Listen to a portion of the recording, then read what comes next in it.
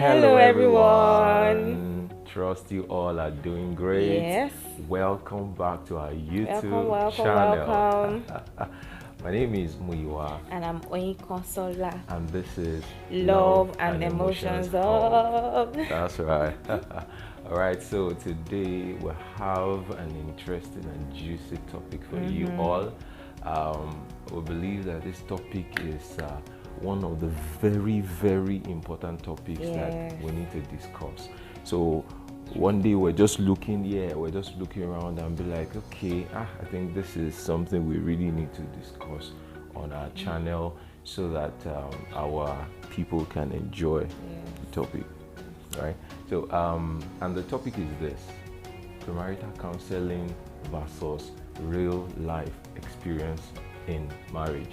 Yeah, and what this talks about is your experience during counseling just before you go married, and what you gained from this counseling and what you have seen in your marriage, like how is it comparing the two, you know. And then we are much aware that some of you did not go for premarital counseling, and then even some of you that are intending to marry are not planning to go for premarital counseling. If they're marrying in church now, they should do counseling for them in church. Well, most churches do premarital counseling once you want to get married in church. That's or maybe you carry your churches along. That's right. But it's probably if you want, even if you want to do registry, so you're going to do one shot something at the registry. At least I know but I know that there are some people that boycott those meetings because, like the registry of a thing, we know that there are some people that did not go.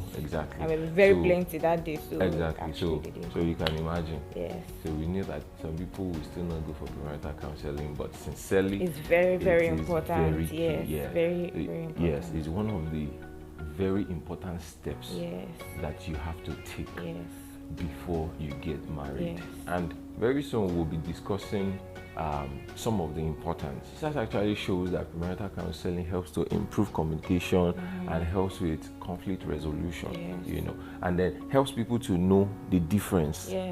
The difference between a man and a woman, there are differences. There are a whole lot of differences between a man and a woman, apart from the physical look, the way they think, the way they reason, the way they conclude, the way they see things, even as small as color. For a man now, purple is purple. But for a woman, if you see lilac, if you see violet, if you see onion. Yes. Do you know? Let me just tell you, the place I was living before had lilac gate, but if he wants to narrate or if he wants to describe how his gate is, sometimes he can call it brown, sometimes he can call it red.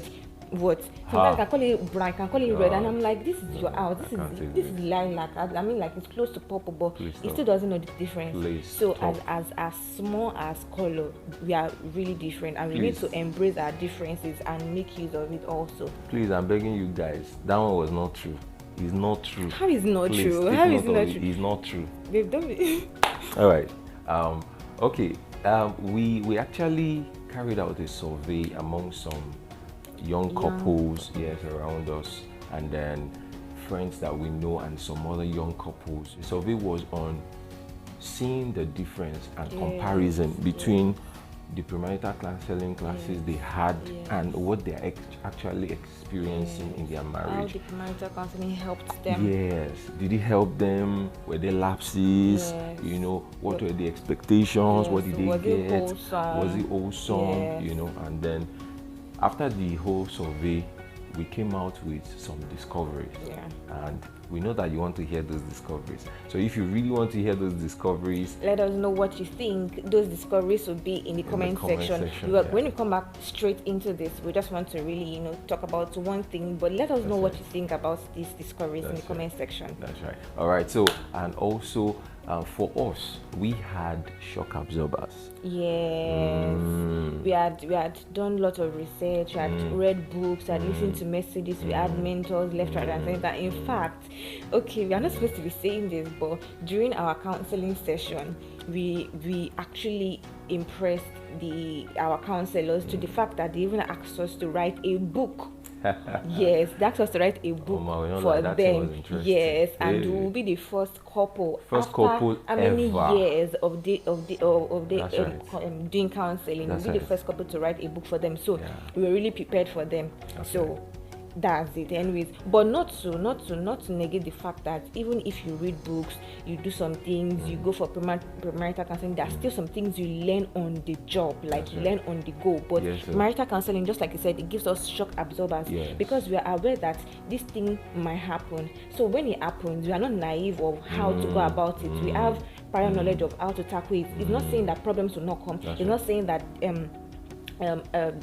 what they used to call this thing, differences or disagreements will not come. Yes, conflicts. Yes, it will always come, but we know how to, say for example, for conflicts now, we know how to probably meet in the middle. We know how to come back later. We know how to compromise and all of those things because we are knowledgeable about these things. And we know how to negotiate as well. You know, there's a difference between compromising and negotiation. And in another video, we'll probably talk on those things so that you will know how to resolve conflicts and attend to your differences. Understanding differences is actually a major thing that you need to know.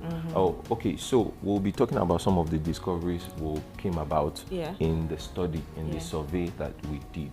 Number one is that premarital counseling classes are actually very good.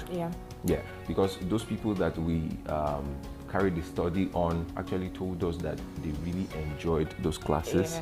Although there were some, will I say, some gaps, some loopholes, you know. So some people had awesome experiences, some people had not too complete experiences. So they noticed that there were differences. And some, or like few, had not so bad experience. Exactly. Okay, let me give you an instance. There was a friend that said on her own side she did in her church, and then she also did in her husband's church. So it was a wholesome experience for her. So what did he mention in church A? They mentioned in church B, and there were some things that both churches actually mentioned. You know, so for her it was a wholesome experience. You know, but for some people they felt that these people did not really touch some things, and then we'll talk about some of those things too.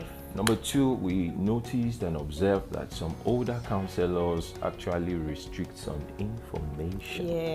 We really don't know why they did that. But you know, areas like sex, for example, we found out that which is a vital part. We found out that a number of these counselors do not really talk much about it. We don't know why. We don't know if it's because they don't want us to probably delve into it before we get married, or because for some of them, I don't know, but maybe for some of them they really do not have the nice experience about it. And if you don't really have nice experience about you will not be willing to share. Don't be so confident to share about it. I don't know, because we don't know, but we are guessing. We don't know. It's just observations that were made from other people's experiences, you know, discoveries that were made. Then there was another one. We discovered that younger couples were actually more able to express themselves. So younger counselors were able to express themselves the more. Those people felt the connection. You know, they could relate. In our own sense, not in like the 80s sense. Although we also noticed that there were, in some cases, there were some older counselors that were also very expressive. Now, I think that brings us to personality types. I think those older counselors that were more expressive, maybe they were more sanguines and choleric. So they were able to really express themselves. And I think some of them, they are done research actually, because I feel that for older counselors, it's not as if all of the things that they really said they really experienced, but because they know that they are counseling younger generations, I guess that really worked on themselves also. I agree. I agree with that. So that's another discovery we made. Then another discovery we made is that for you to be successful in your marriage, you need to be intentional. you need to want to succeed in the marriage, because you can actually go for premarital counseling classes and really not listen per se. You might not just take it seriously. You might go for one day, another day you are not around, blah blah blah blah blah. See, the thing is that just as you want to become, say, a pharmacist, for example, you have to go to school, you have to read some articles, you have to be informed, so that when a patient comes, you know the correct dose of drug, of paracetamol to count for this person. The same thing also for marriage. Not only paracetamol, I'll just say, so the same thing also for marriage. This thing is a lifelong thing, so you don't enter without having prior knowledge. Just like when you are reading or when you are studying something, you encounter problems in exams, but because you've read before, you'll be able to give the correct answers to this thing. Even the Bible told us that the Holy Spirit will bring to our remembrance. Yes, you can. It's not going to bring to your remembrance what you don't know. That's right. Exactly. So you must know. Exactly. Knowledge is power. Exactly. All right. So another thing we noticed is that having good mentor helps. Having good mentors help. You know, a lot of things that you would have faced alone. If you had good mentors, you would have been able to, you know, bypass some of those things or be able to handle them in a better way.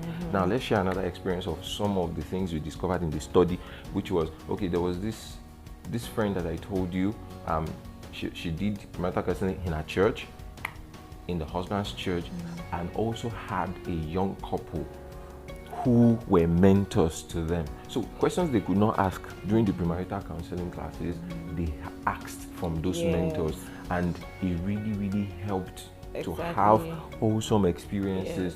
You know, a lot of things that would have been really, really serious issues were easy to trash out. So you cannot negate the place of mentorship. All right. And you know that if you have a mentor, the mentor knows you, probably knows your spouse, has a little bit of idea of you people's personalities, so the person can come in based on the knowledge of you people and delve into the deeper things that random or like regular counselors in church might not be able to delve into, and then they give you personal life experiences of their own family that might work for you, because the families differ any which way, just as personality differs. So we're still going to come to that point. Another thing we observed is that making God your foundation in your marriage journey is key. See, you cannot, if you want to have a wholesome experience in your marriage, God needs to be your foundation, because a lot of things will happen that the two of you might not be able to handle, that it is God that will help you. There was a friend of ours, one of the couples that, you know, they had health challenges, and then it was God that came through for them.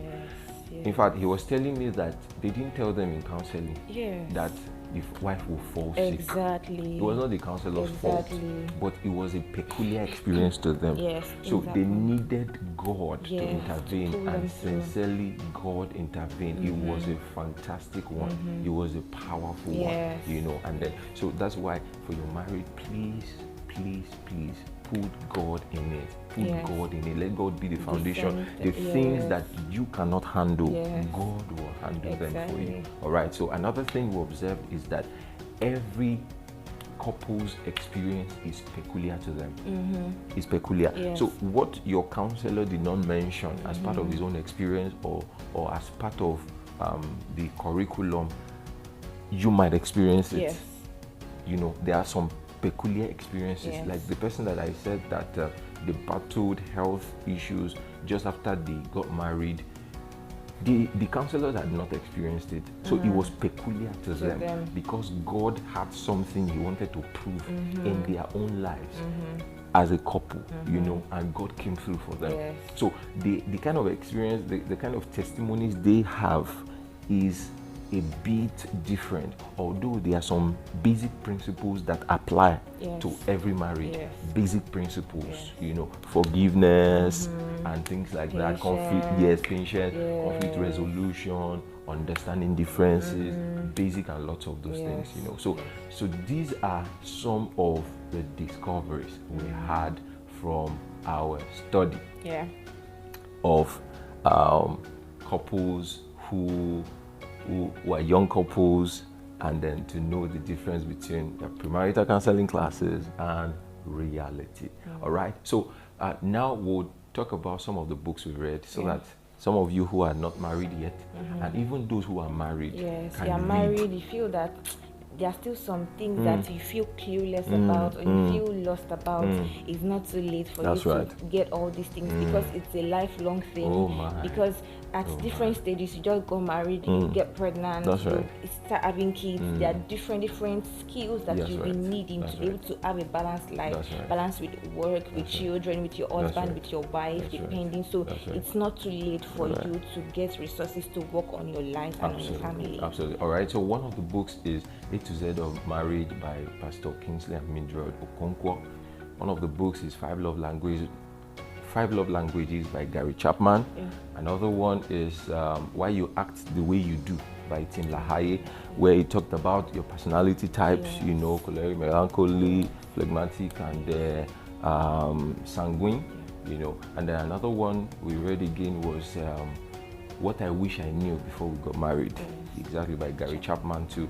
And then there are a lot of other books, but we just thought to mention a few of these ones which are very, very important and explicit for you to read. And some of the people that we followed too, that we listened to their messages, the likes of funkefelix-adejumo, the likes of Pastor Kingsley and Mildred Okonkwo, the likes of revsamoye, the likes of revsamoye, and lots of others. The list goes on. It's not exhaustive. So make sure that whatever information you're gathering are from very tested sources, sources that their marriages are working. That's very, very important. And then we're planning to do another video on actually telling you the things that you should know about premarital counseling, and the things, the topics that they should handle during a premarital counseling class, so that you will know if you are having a wholesome experience or not. So if you really want us to treat this topic, please drop it. Let us know in the comment section. Let's know what you feel about it. Should we make the video? Are you going to wait for the video, or should we just, or it's not necessary, or do something else? Just let us know in the comment section. And also, for those of you that are probably married and experienced some of these things, let us just know what you experienced also during your counseling. If you had counseling, you know, your comment section is a place where we all can learn. Anybody can come to your comment section and then check it. So just express yourself freely. Feel free to ask us questions also. If you have any question, if you have any question about you want to get married, about getting married, what should you do, what should you do, just feel free to ask us questions, and we would do well to answer all of your questions in time. All right. And then if you need premarital counseling coaching and counseling too, or even counseling as a single, counseling as a married, the Love and Emotions Hub is available for you at any time. We'll give you that counseling you need, that coaching you need to have a wholesome experience in your marriage, and even as a single person. Feel free to reach us at any time. God bless you. See you in the next video. Bye.